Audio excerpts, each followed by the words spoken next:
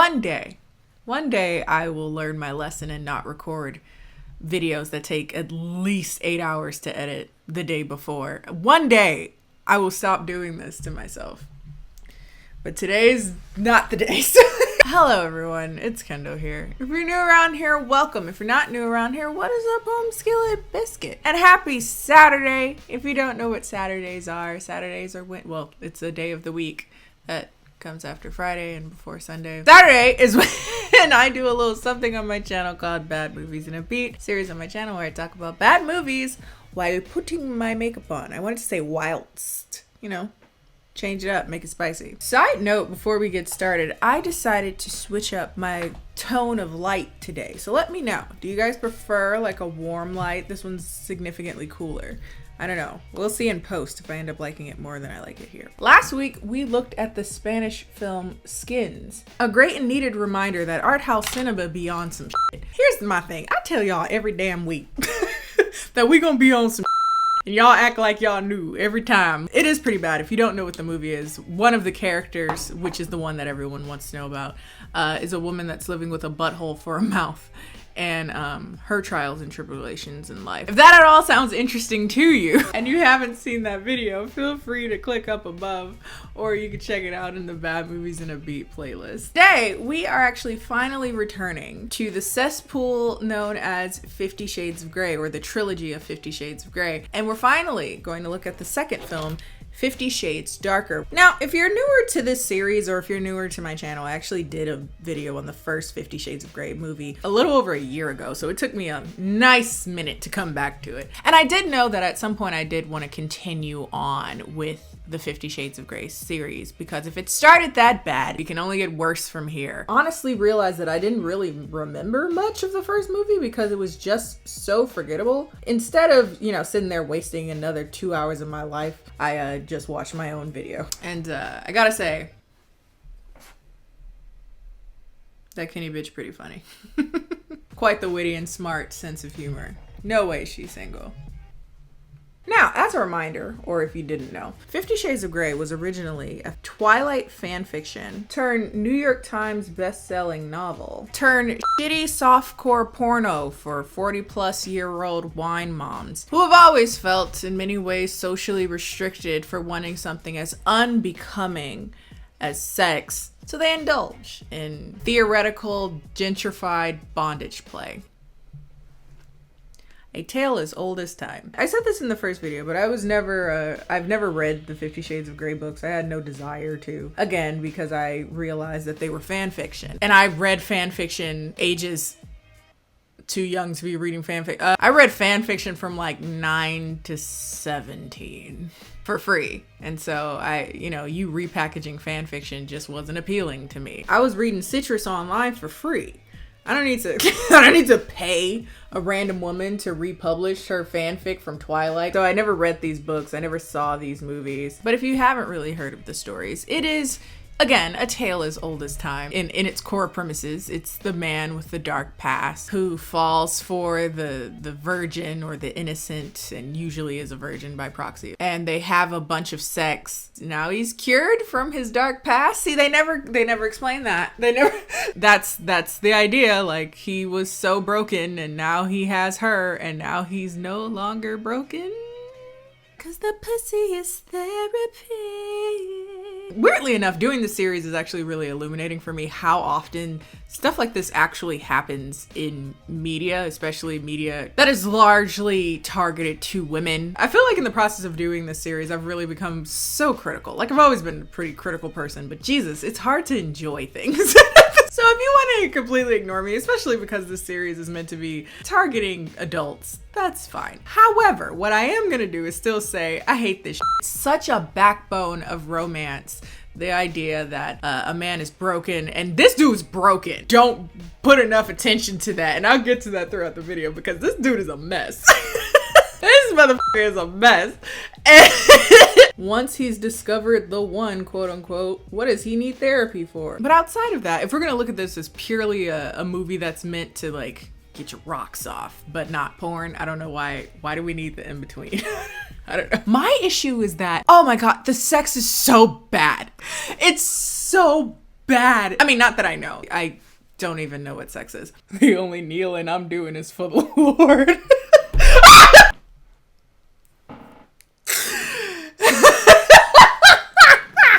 But if I were like an alien species coming to Earth and wanting to like witness, observe the humans' mating rituals, you know, I would be befuddled. Is this supposed to be representative of like the vast majority of people's sex lives?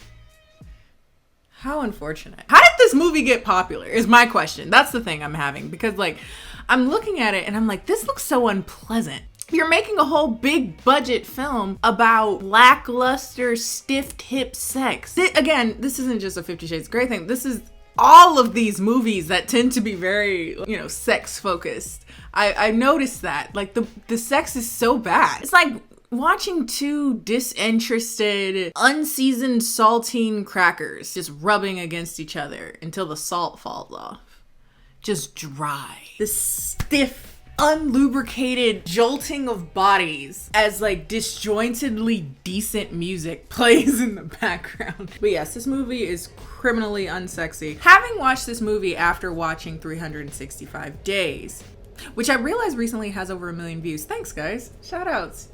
All the horny people in the world. Having watched this movie after that movie, I realized 365 Days was really just this specific movie and just dialing it up like 12 notches. But it also has a lot of the same fillers. Like there's a ball, there's a brat, there's, you know, the stirrups and the chains and whatnot. And now saying that, I don't know if that makes 365 Days a better or a worse movie. I mean, they're both steaming piles of dog doo-doo to me. So, anywho, without further ado, this is 50 Shades Darker. So we are back with our characters, Christian Grey, the deviant android, and Anastasia Steele, the woman who sounds like she's constantly on the brink of an asthma attack. So the movie begins with a less than convincing trauma PTSD nightmare, and it's supposed to be like a flashback of Christian Grey when he was a small child. If you recall in the first movie, you know, again, he's a man with a dark past, but they didn't really delve deep into that, and I found it very interesting that they just bombard it. The literal first scene is like someone screaming and getting attacked and him getting presumably burned by cigarette butts. You know, like how they have like the crane shot over the trees or something that like alludes to the beginning of a movie. They just straight up said, bam, trauma, bam, wake up. Warn a bitch. Now, if you recall, the first movie ended with Anna and Christian calling it quits. She got spanked and then was like, this man is a monster. Girl, lighten up. Get adventurous. Not that I know. I've never. The only up and down I do is in shouts of praise. Amen. Yeah, she's going on with her life. She has a new job at a publishing house. Wait a second, did I do this movie already? Oh no, I guess this is just a trend. Because wasn't that also in the sequel for After? Like they break up. Didn't the chicken After also work in a publish house? What is with fanfic fascination with like working in book publishing? That is the core ideal, right? It's like an unspoken aspiration that every fan fiction is at some point turned into a published work. And she has a new boss, and I immediately said, he's gonna be rapey. He didn't have to do anything. I was like, yeah, he's gonna be creepy. Because you always need at least one. But yes, after work, Anna ends up visiting her friend Jose, who was like our Jacob equivalent, I believe, in the first movie. Yes, he too presumably pines after her in some degree. So much so that at his first photography exhibition, he does an entire exhibition just of her candid photos. Shy, alluring, relatable, approachable. Boring. But alas, someone out there, whoever could it be, finds all these photos interesting enough that they are willing to pay for all 6. Who else would that be other than our billionaire man with the dark past, Christian Grey? Now, don't mind me. This could just be my attachment issues talking. Shout outs to my fearful avoidant bitches.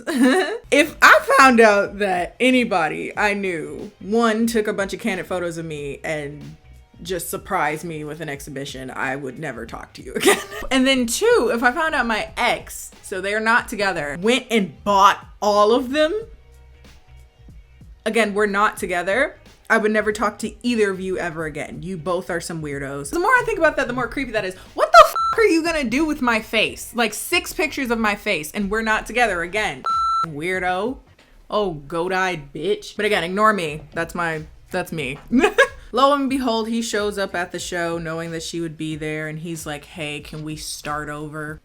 No. Let's just talk. Let's go to dinner. Let's talk this out. And she's like, sure, but don't try anything. And so he immediately tries something. But they do eventually make it to dinner. And it's very apparent that a lot of Christian's very controlling ways have not been fixed because, of course, they haven't. He tries to order her food for her. He kisses her when he said he wouldn't try anything. I know that I asked you to show me how far it can go, but you were getting off on the pain you inflicted. That's still in you. I'm working on it. Did she go through the whole first movie and just not understand that a sadist would enjoy inflicting pain? Bitch, it's in the name. Also, the way she's talking about it really gives me this vibe that it's not something she's into. It's not something she'd like. So like, why are we here? And she's also making it sound like just because he's a dominant person, being dominant means that he's like a murderer. Granted, there's other things they talk about that shows that he's pretty fucked up, which I think they shouldn't have ignored. But I feel like they care more about him wanting to spank somebody. Like, I disagree. I think there's other things more pertinent to worry about. But all right. But yeah, Christian's like, give me another chance. I'm working on my trauma. You know, my mama was a crackhead. Not funny, but they only bring it up in like when he's trying to deflect from how he's. So they decide to renegotiate. And instead of having a relationship that is very dependent on this like power dynamic of BDSM, let's instead have a vanilla relationship. Vanilla, i.e. no out of the box kinks, which I would argue they were always very much so in the box. But okay. And he's like, hey, I want you. I would give up BDSM for you. Like, that's not something I need. What do? They try this whole vanilla relationship stuff. Sharing gag-inducing pleasantries. Laters, baby. Ugh. Again, ignore me. That's my attachment issue showing. Don't be as open and affectionate as you want to be. Now, one of the things they wanted to use to spice up this sequel, one of the myriad of storylines that they want to introduce into one 2-hour film, is that they add the addition of a psycho stalker. And y'all know how I love a psycho stalker movie. Love hate a psycho stalker movie. Y'all know how I have a guilty pleasure for psycho stalker movies. So I was like, okay, you got me. This woman is apparently one of Christian's old submissives. She was completely and utterly obsessed with him and now stalks them and currently has, some excessive murderous intent on Anna. Okay, so speaking of crazy, Anna and her boss end up getting a beer together. And again, he still gives me rapey vibes, but we have no evidence of that yet. And here comes Christian and, he has to do the whole like possessive, jealous boyfriend thing that is only cute in movies. Like, it's cute theoretically, but then you realize they're always like that. They're not like that very specific times. They are that person, and it's very annoying. At minimum, at the mildest it could be, it's very annoying.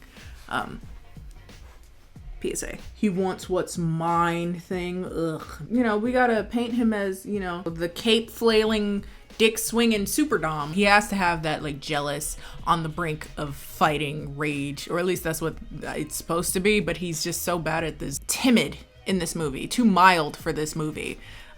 So it just feels like this was just, again, another filler, because it didn't give me that, dark, ominous, jealous boyfriend vibe. It was just like mildly inconvenienced. So again, one of many red flags that have happened very early in this movie that show that Christian has a real issue with control issues, and it's not cute as much as this movie likes to paint that it is. He is inquiring on buying the publishing house that she works at. So essentially he wants to become her boss. And what they kind of do, much as they did in 365 Days, is they create her into a bit of a brat. They end up trying to make the situations in which he is objectively controlling in a way that would be alarming in real life. Ordering your food, and he's kissing you when he said he wouldn't, and it's like little things. It's now he's buying your job, now he's like grimming your boss because he could possibly be another male in your vicinity. It's like these little things, and they're kind of equating them to his just dominant personality and how adding it to the queue of things that are meant to make him sexy. And her responses are, instead of like standing up for herself, because she doesn't really do that, even though she keeps saying that's what she's doing, her response is less about her actually wanting to not be in a controlling relationship. It's more so her just being toothlessly defiant, i.e. a brat. I don't know why I know correct terminology, because the only bondage that has ever been in my life has been cast aside, broken off by the Lord Jesus. The shackles of sin, Lord Jesus, that have been cast aside when he died on that cross. Amen. Yeah, he's considering buying this whole like publishing house in a way that's incredibly intrusive into her like life in general. I say a lot of things as if I'm like this super dominant person, like I'm really great at boundaries and stuff. I'm really not. But one boundary I've always been great with is my bag. The moment a man says some foolish to me about like, yeah, I would like to intrude on your bag, I know how to cut that down. Clip it at the knees. But more importantly, we have to get around to the sex scenes.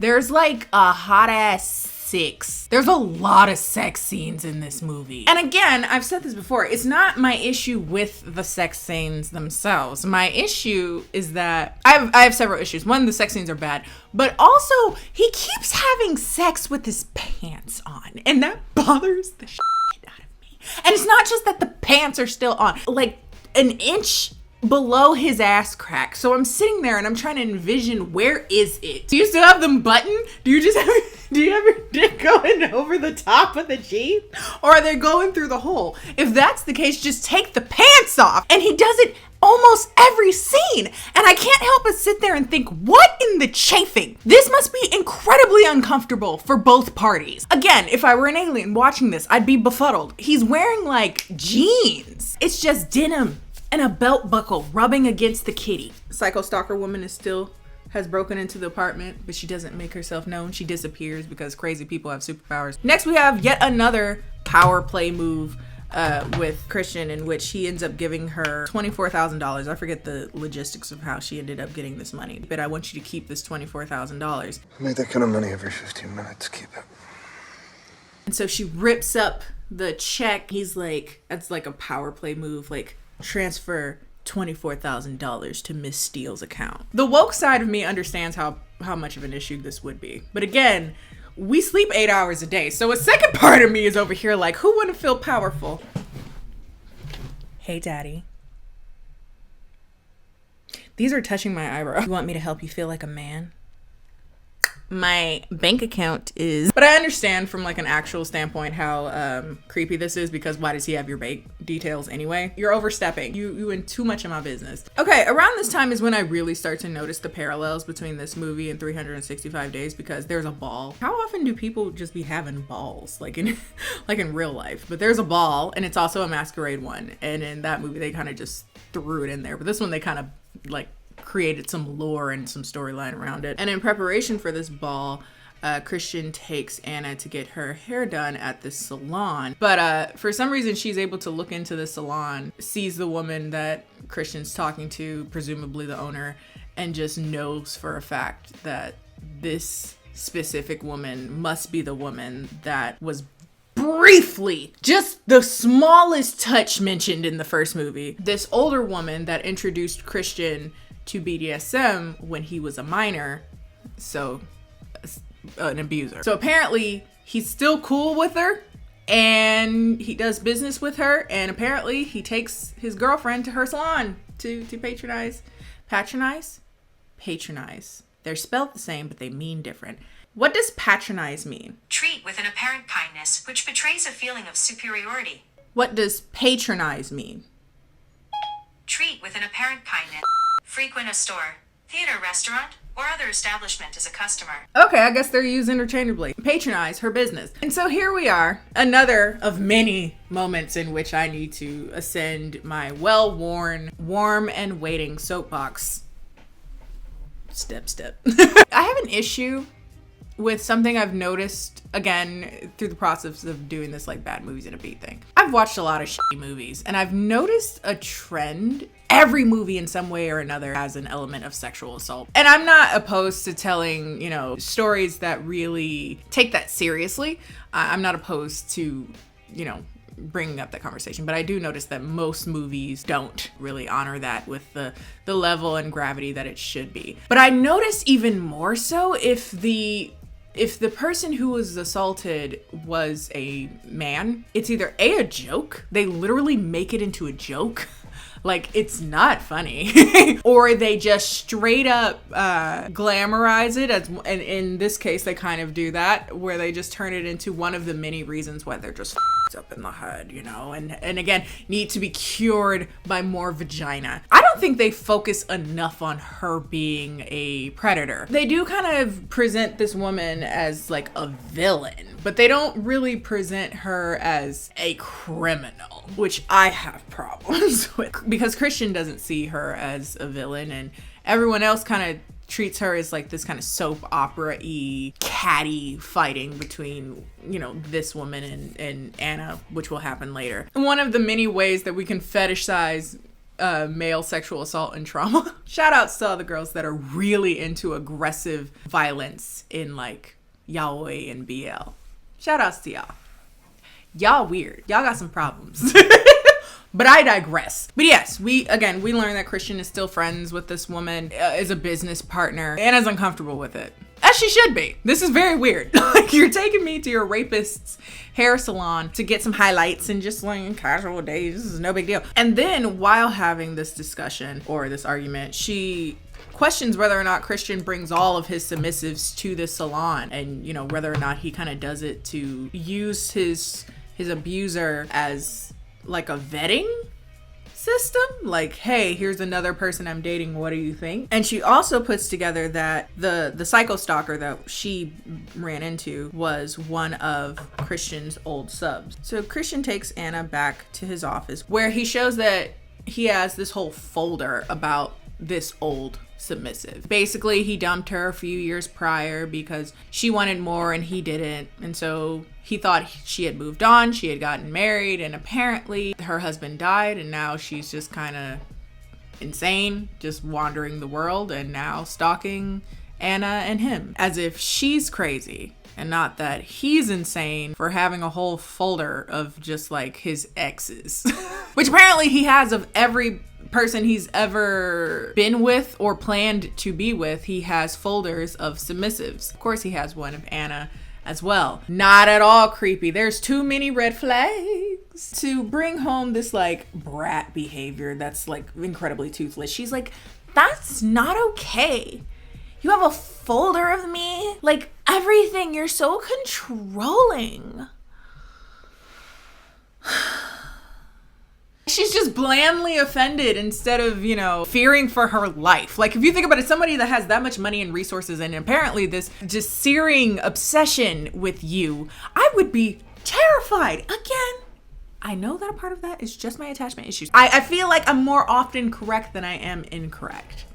So they have to do this whole like sparkly PTSD moment where he's like, I'm gonna show you my boundaries. You're not allowed to touch essentially my torso, because apparently that's very traumatic for him. They both together draw like an outline with lipstick where she's not allowed to touch within. I don't know if this scene is supposed to be sexy or heartbreaking, but in the end it's neither. Like, it's his acting is so bad. He says where she isn't allowed to touch, and we love that. We love consent, and so she doesn't touch him there. Part of me wants to go back and watch the first movie, because I'm pretty sure that there was no part in that movie where he said don't touch me. Like, I'm pretty sure that never happened. Also, he has cigarette burns in this movie as well, which I'm damn sure he didn't have in the first movie. Sprinkle the trauma and the sex abuse and the, like, we need to make them broken so that we can fix them with this pussy. Like, okay, so it's time to go to the ball, right? Which is a double entendre that we didn't see coming. Before they go, he puts 2 Kegel balls up her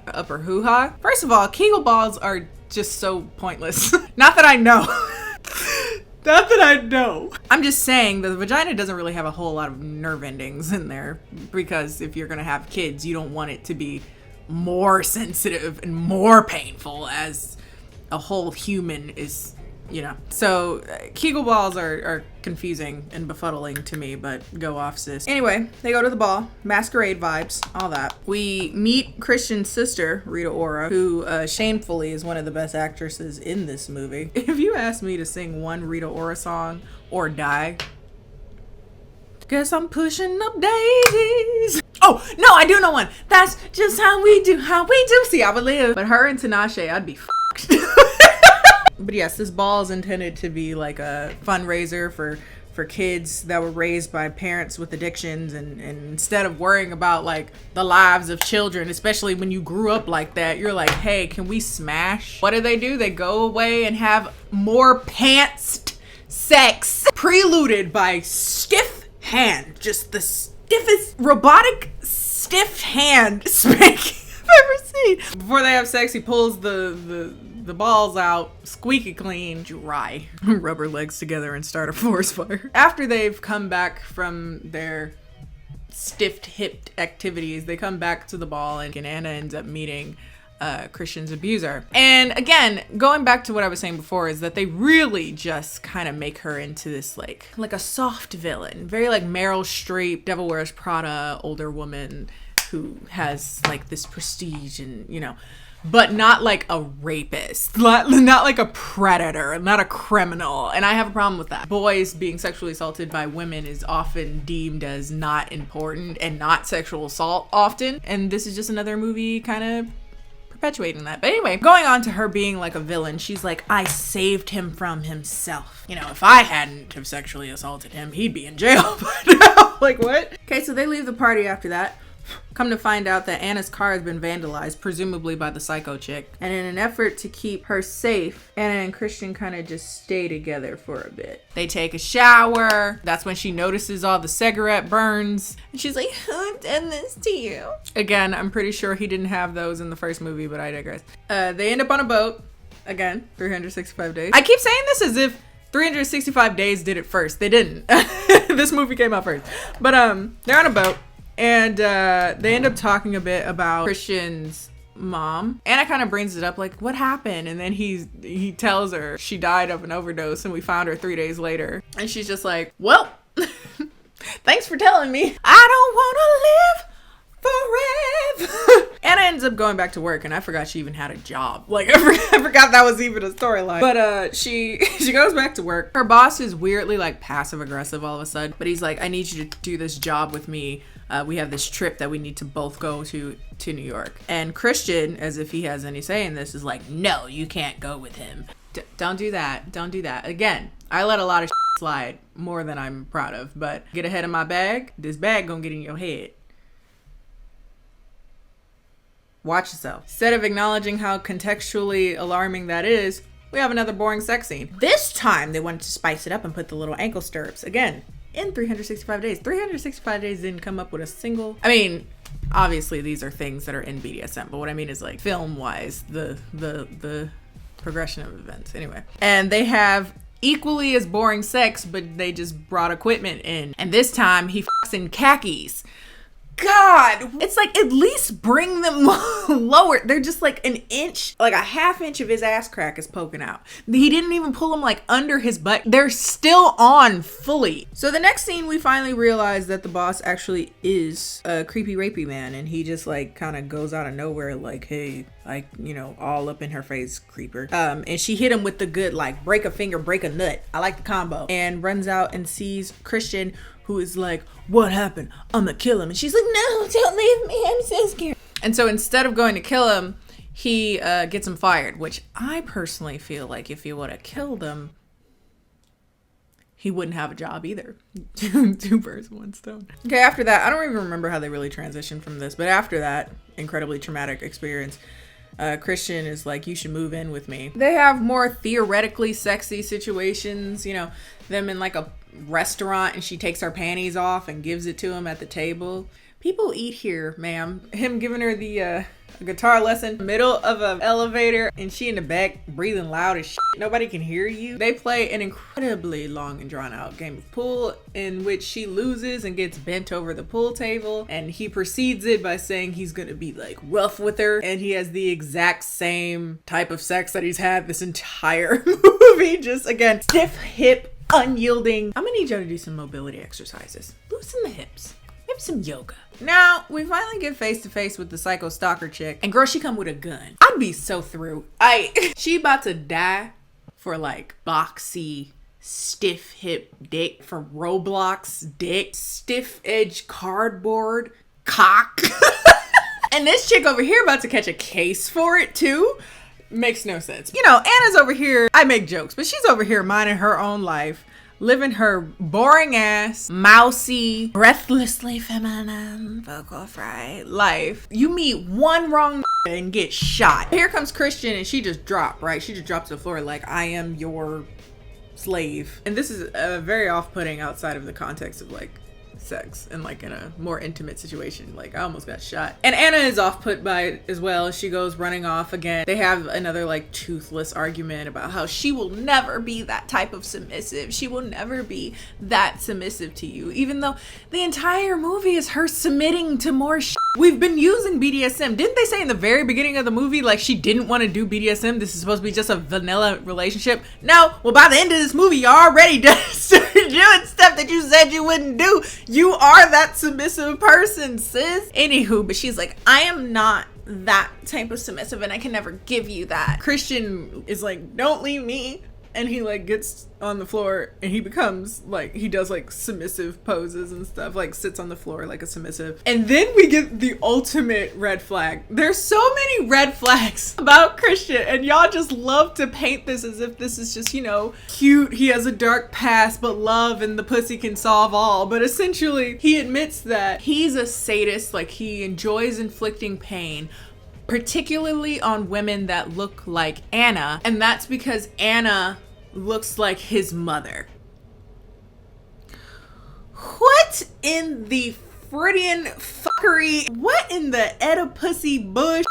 I understand that psychology wise, or psychologically I should say, a lot of people tend to use their parents as in some ways benchmarkers on how they understand and contextualize and accept affection. I do understand that. But I've never heard of someone so explicitly saying, I want to fuck women who look like my mom and punish them and treat them badly, violently, because they remind me of my mother. Like, and they just gloss over this shit. They just gloss over it. Yeah, that makes sense. I'm like, hold the fuck up. No, this isn't like a, oh, my mom was really nice and I want to meet a woman who is also very nice. That's a good quality that I've grown up with.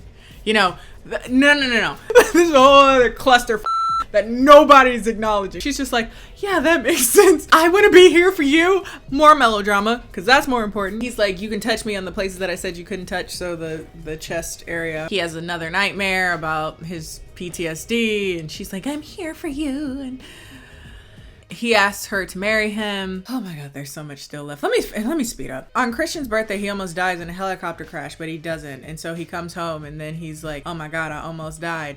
And then they have more stiff sex. At least this time he takes his pants off. They have another party and the rapist lady is there as well. Anna and her have this little catty little argument. Again, as if she's not a rapist. Over for you, Elena. You're just a mousy little thing after his money. She's not right for you. You don't know what's right for me. You tell me how to Elena.